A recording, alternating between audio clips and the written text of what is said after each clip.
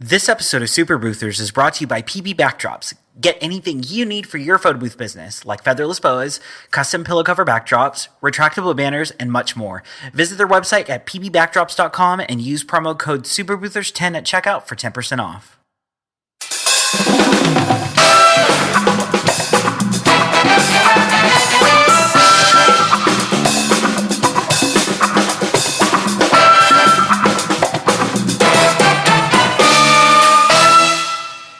Hello and welcome to Super Boothers. My name is Ryan. And I'm Ismail. Are you?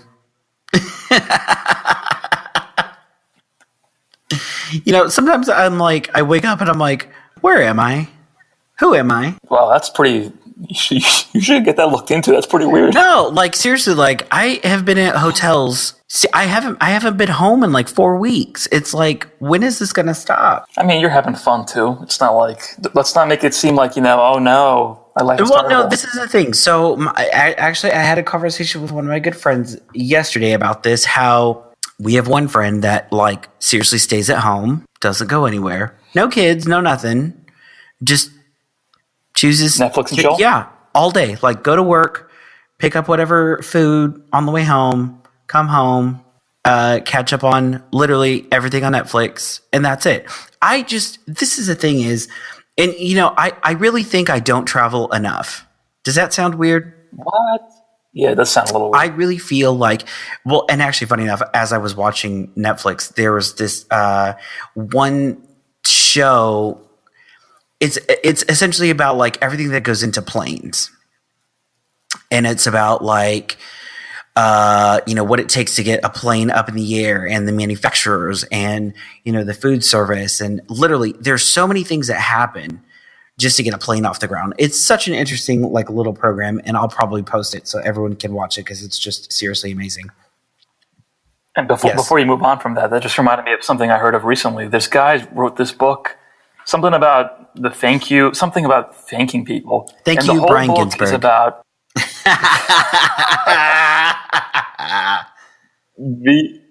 the whole book is about this guy thanking everyone involved in his daily cup of coffee.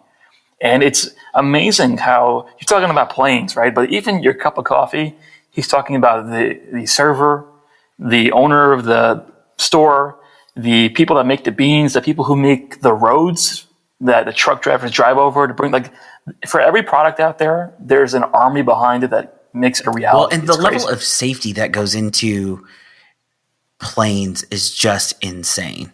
Like every 6 years on an Airbus 380, they completely strip it down to reveal like every little minute crack.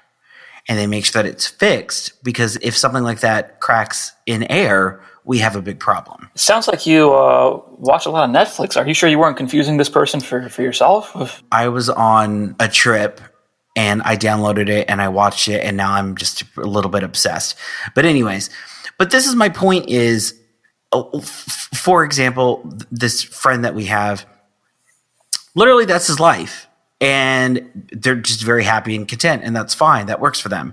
For me, whenever like I travel, yes, I'm there for work. Yes, I have a lot to do, but I always make sure that at some point in time, I'm going to like venture off and like do something like whatever is popular in that city. So for example, I went to Portland. First immediate opportunity that I had, I wanted to go to Multnomah Falls because I wanted that picture with the stupid waterfall. First thing I did whenever I went to San Francisco, went to the Golden Gate Bridge to get a little selfie. I mean, it's just kind of like, I just always want to make sure that I'm at least doing something in the city that I'm in that's entirely not work related. Not only, this is the thing is like, that's like the kind of thing that like keeps me like a little bit sane, Mm-hmm.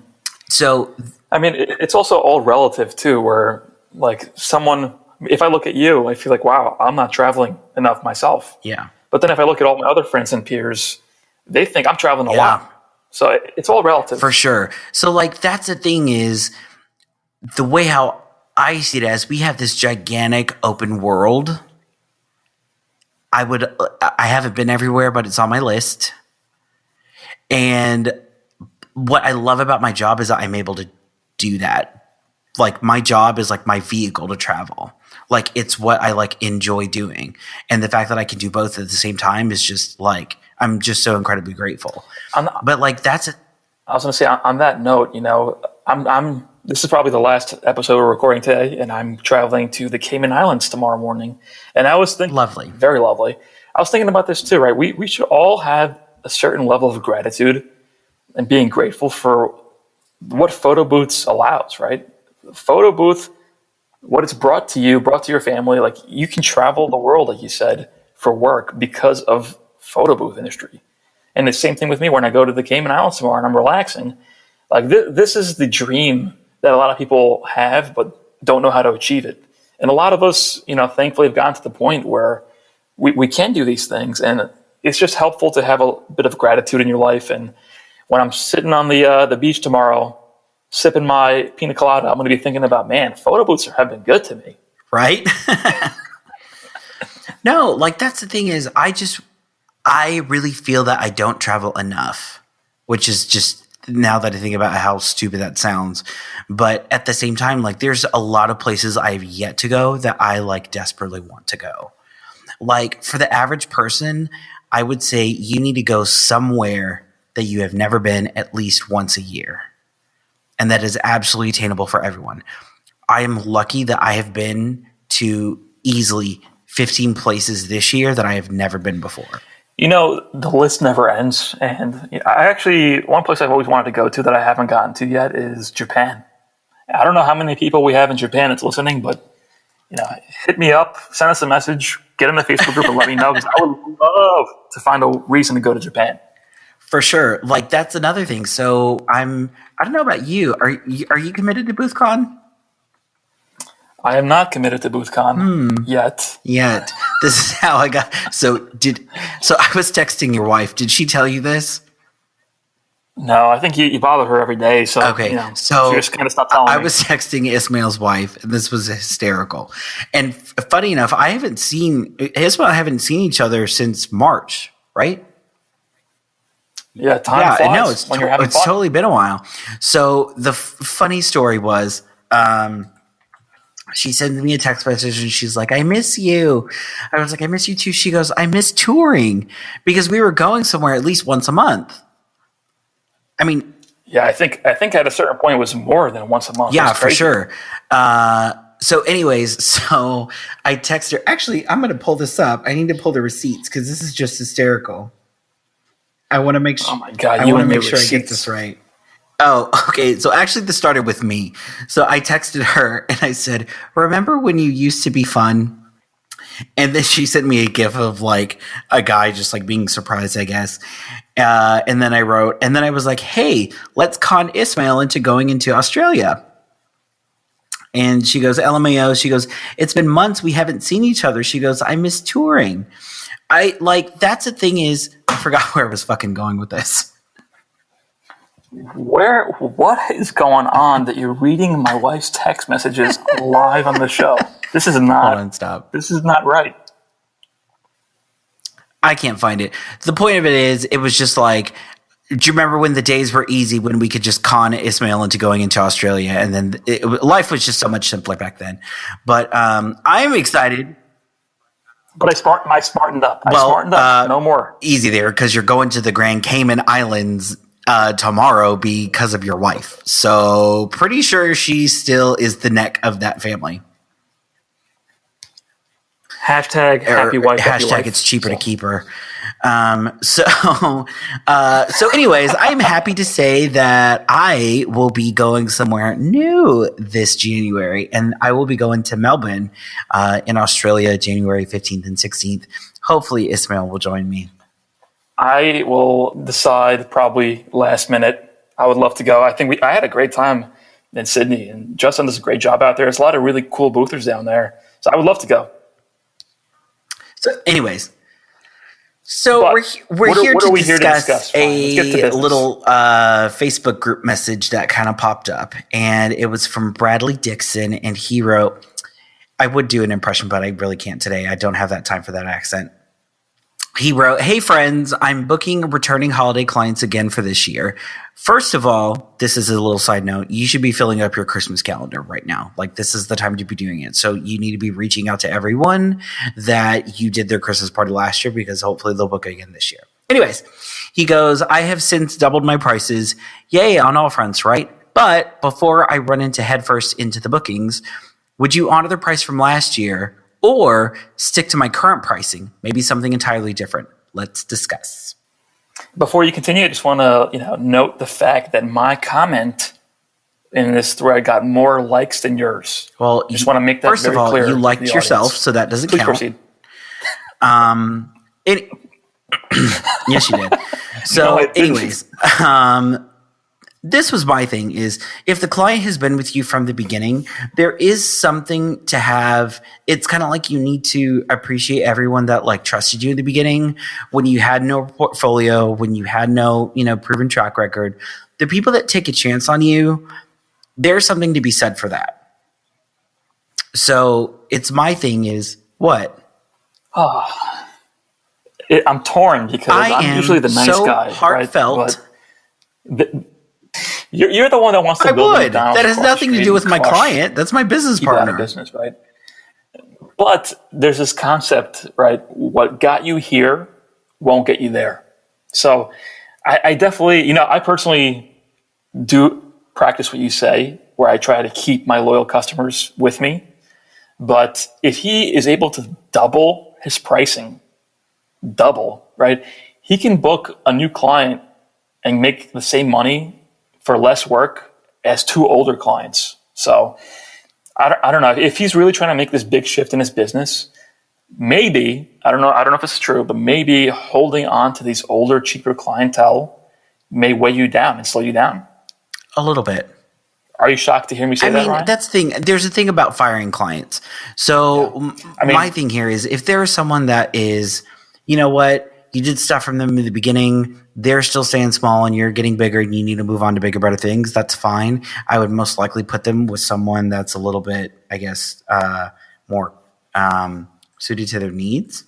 And this is not a common situation where, it's not every day people double their rates 1 year to the next. So I don't think this applies to everybody. Generally, what I do is I increase my rates. And when that happens, I also increase it for my older clients, but not as much. Does that make sense? So they also get a bit of a rate increase, but I let them know that, hey, I'm increasing my rates. This is my new rate, but because you're a loyal customer, you get this preferred rate. So it's still a little higher, but it's better than what everyone else is getting. In the past, what I've done is I have discontinued the product that they were using before and, reintroducing them to a new product, if that makes any sense. So that would inherently come with a price increase. So that could kind of solve your problem, I guess. No, that's actually something that really came up in the thread as well. That was a great suggestion where you kind of are guiding them into paying the higher price, but they're basically, you're kind of tricking them. It's a Jedi mind trick where they feel the higher price is justified because it's a new product. You stopped having the older product. And if you want this new product, this is the new rate, right? So either you pay it or I don't have the old product anymore and you have to go somewhere else. So you're kind of guiding them in that direction. Forward.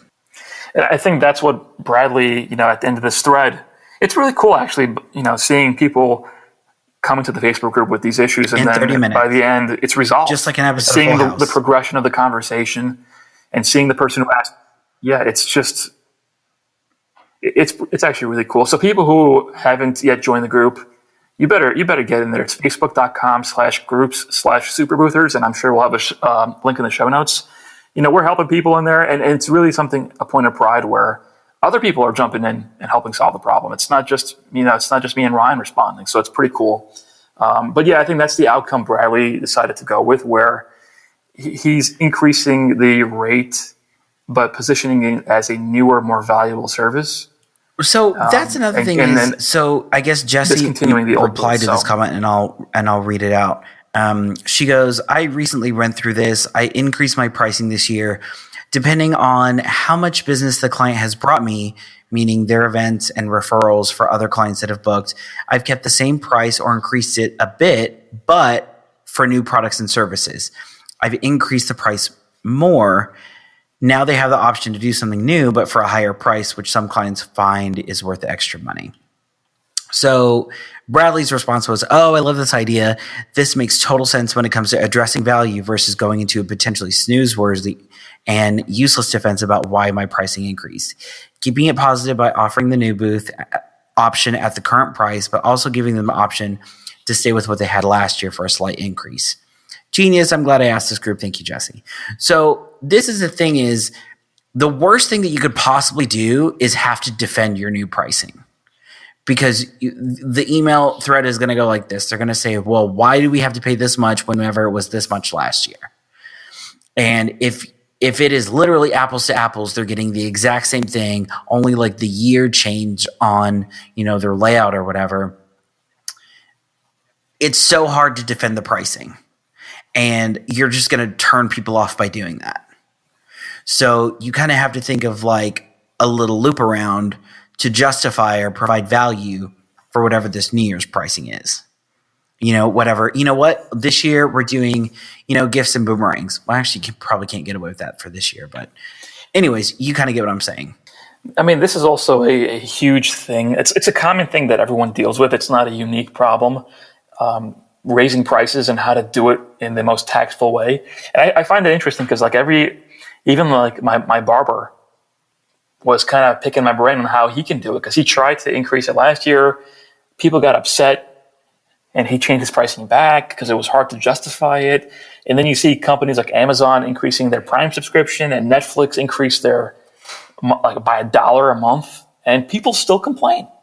And I'm like, bro, it's $1 a month and they have all these new shows that they didn't have before. So even in cases where it's so easy to justify a minor price increase, there's still going to be people that are unhappy, right? So there's nothing you can do about that. I think the real way to look at it is the increase in revenue that you get. Even though some people may even be upset, you're still winning in the long run, because the additional revenue is going to offset any potential unhappy client or people that leave you. So you win in the end and do less work. I think that's one of my friends had a delivery fee. So yes, you would get whatever rate, and then you would get, whatever delivery fee added on top of that. It got to the point where people were like screaming with torches, threatening to burn down the office because of the stupid delivery fee. No one else was charging this delivery fee anymore. So you kind of had to get rid of the delivery fee in order to retain the business. Granted, this happened in a smaller market, which I'm sure if you're listening to this, the chances of, you being in a smaller market is like, 60-40. Yeah, I mean, it's I think the best example is what I mentioned with Netflix, where it went up $1. Like, it went up $1, and there's all this social media firestorm of people complaining. And I'm like, I just have a hard time relating to people that if you don't see the value there, like there's nothing you can do. Probably as my Netflix grandfather to keep that that started the social media. If they're going to leave over $1, even though you have all this new content that you've added to the platform. He actually can text emojis now. Not really, he tweets a lot. He's sending me some emojis. Anyways, continue. But that's a step up right there. Shut up and just cut my hair. I mean, it's kind of, I'll leave it with the same advice I gave my barber, where I said, you can't be afraid. I was encouraging him to raise his rates because that's the only way he can make more money. He's already fully booked. He's got client. Like, the only thing that he can do is raise his rates. But he's like, but I tried it. People are upset. They ask me why. And I'm like, dude, run the numbers. Even if you increase your rate by 20%, which is only a couple bucks, right? And 10% people leave, you still win in the long run. You make more money and you have to do less work. So the important thing is the mental toughness. The definition of supply and demand. Not being discouraged as soon as someone it's literally what it is. Like, if you So. can only supply so much and the demand is so high, you have no choice but to raise your rates. Like, that's how this works. Thank you so much for joining us. Please don't forget to join our Facebook group, facebook.com/groups/superboothers. Thanks so much for listening. We'll see you next week.